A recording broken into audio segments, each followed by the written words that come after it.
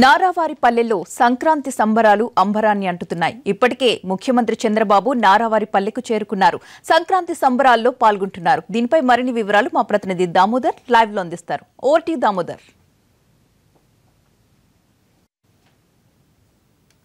ప్రతిభ మరికొద్దిసేపట్లో చంద్రబాబు నాయుడు ఇంట్లో నుంచి బయటకు వచ్చి ఉత్సవాల్లో పాల్గొన్నాడు. ముఖ్యంగా ఇంటి నుంచి బయటికి రాగానే చంద్రబాబు నాయుడు ఇంటి ముందుగా ఉన్న ఎన్టీఆర్ విగ్రహానికి పూలమాల వేసి ఆ తర్వాత సమీపంలో ఉన్న గ్రామదేవత అయిన సత్యమ్మ గుడి వద్ద ప్రార్థనలు నిర్వహిస్తారు. ఆ తర్వాత తమ కులదేవత అయిన నాగలమ్మ గుడి వద్ద ప్రత్యేకంగా కుటుంబ సభ్యులతో కలిసి ప్రార్థనలు నిర్వహిస్తారు. ఆ తర్వాత తమ తల్లిదండ్రుల సమాధి వద్దకు చేరుకొని ఆయన అక్కడ వారికి దుస్తులు పెట్టి ప్రత్యేకంగా ప్రార్థనలు నిర్వహించినారు. నిన్న ఉదయం 11 గంటలకు తిరుపతికి చేరుకున్న చంద్రబాబు నాయుడు నేరుగా సమీపంలోని కాశీపెంట్లలోని హెరిటేజ్ ప్లాంట్లో కలిసి తమ ఉద్యోగులతో కలిసి సంక్రాంతి సంబరాలు జరుపుకున్నారు. ఆ తర్వాత కుటుంబ సభ్యులతో కలిసి నేరుగా నారావారిపల్లికి చేరుకున్నారు. నారావారిపల్లిలో సుమారు నిన్న సాయంత్రం మరోసారి బయటకు వచ్చి ప్రజలందరినీ కలిశారు. అయితే ఈ రోజు మాత్రం పూర్తిగా కుటుంబ సభ్యులకి ఆయన సమయం కేటాయించనున్నారు. అందుకోసం కుటుంబంతో కలిసి ప్రార్థనలు ప్రత్యేకంగా తమ గ్రామదేవత అయిన సత్యమ్మ వద్ద అదేవిధంగా నాగాలమ్మ వద్ద ప్రార్థనలు నిర్వహించిన తర్వాత తమ తల్లిదండ్రుల సమాధి వద్దకు వెళ్ళనున్నారు.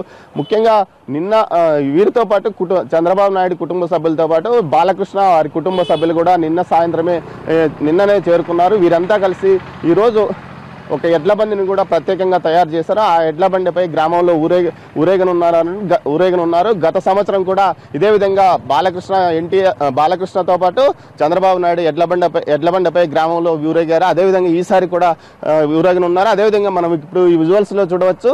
ఇదే గ్రామదేవత అయిన సత్యమ్మ తల్లి. ఇక్కడ కూడా చంద్రబాబు నాయుడు ఎన్టీఆర్ విగ్రహానికి ఇంటి నుంచి బయటకు రాగానే ఎన్టీఆర్ విగ్రహానికి పూలమాల వేసిన తర్వాత ఇక్కడ ప్రార్థనలు నిర్వహిస్తారు. ఆ తర్వాత ఇక్కడ ఈ ప్రార్థనలు అయిపోయిన తర్వాత నేరుగా నాగాలమ్మ గుడి వద్దకు వేరుకుంటారు. నాగాలమ్మ గుడి వద్దకు ఎవరిని కేవలం కుటుంబ సభ్యులను మాత్రమే అనుమతిస్తున్నారు. మిగతా ఎవరిని కూడా అనుమతించలేదు. ఆ తర్వాత నాగాలమ్మ గుడి వద్ద నుంచి నేరుగా ఆయన ఆ గుడి వద్ద ప్రత్యేక ప్రార్థనలు నిర్వహిస్తారు. ముఖ్యంగా గతంలో కూడా దేవాంశు పుట్టిన తర్వాత నామకరణ సందర్భంలోనూ అదేవిధంగా పుట్టు వెంట్రుకలు తీసిన సందర్భంలో కూడా దేవాంశు కోసం ప్రత్యేకంగా అక్కడే వారు ఒక ప్రత్యేకంగా నాగశిలను కూడా కుటుంబంలో వారసుడు జన్మించినప్పుడల్లా అక్కడ ఒక ప్రత్యేకంగా నాగశిలను ప్రతిష్ఠించడం వారి వంశానికి అనవాయితీ. అదేవిధంగా ఇక్కడ కూడా వారు నాగాలమ్మ గుడి వద్ద కూడా ప్రత్యేకంగా నాగశిలను ప్రతిష్ఠించారు. ఈ విధంగా ప్రతి సంవత్సరం నాగాలమ్మ గుడి వద్ద ప్రత్యేకంగా ప్రార్థనలు చేస్తారు. అదేవిధంగా ఎప్పుడు గ్రామానికి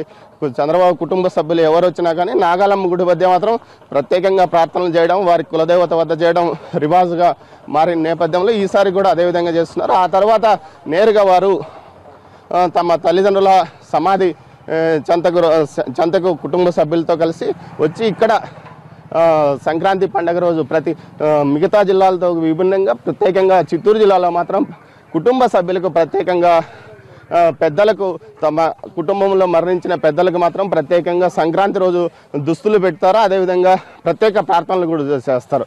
అదేవిధంగా ఈసారి కూడా చంద్రబాబు నాయుడు కుటుంబ సభ్యులు తమ తల్లిదండ్రుల సమాధుల చెంతనకు ప్రత్యేకంగా ప్రార్థనలు నిర్వహించడానికి అన్ని ఏర్పాట్లు కూడా చేశారు. ఆయన చివరిగా ఇక్కడ ప్రార్థనలు నిర్వహించిన తర్వాత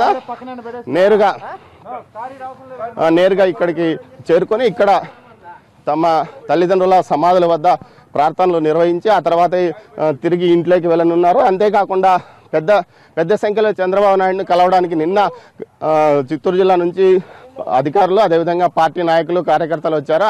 అయితే ఆయన మాత్రం ఈరోజు ఎవరు రావద్దండి, మీ గ్రామాల్లో మీరు పండగ నిర్వహించుకోండి కార్యకర్తలకు కూడా చెప్పడం జరిగింది. దీంతోపాటు తమ గ్రామంలోని ఇంటింటికి నిన్ననే భువనేశ్వరి ఇంటింటికి వెళ్ళి ప్రతి ఒక్క గ్రామస్తులందరినీ కలవడం కూడా జరిగింది. ప్రతి సంవత్సరం ఇదే విధంగా చంద్రబాబు నాయుడు సతీమణి ఈ విధంగా గ్రామంలో ఉన్న ప్రతి ఒక్కరిని కలిసి వారి యోగ సమాచారాలు తెలుసుకున్న నేపథ్యంలో నిన్న కూడా అదేవిధంగా ఆమె చేసింది. ఈ నేపథ్యంలో ఈరోజు ఈ తల్లిదండ్రుల సమాధి చెంత ప్రార్థనలు నిర్వహించిన తర్వాత తిరిగి ఇంట్లోకి వెళ్ళి సాయంత్రం 3 గంటల సమయంలో ఆయన మీడియాతో మాట్లాడి ఆ తర్వాత నేరుగా ఆయన విజయవాడ వెళ్ళనున్నారు. Pratibha. Right, thank you Damodar.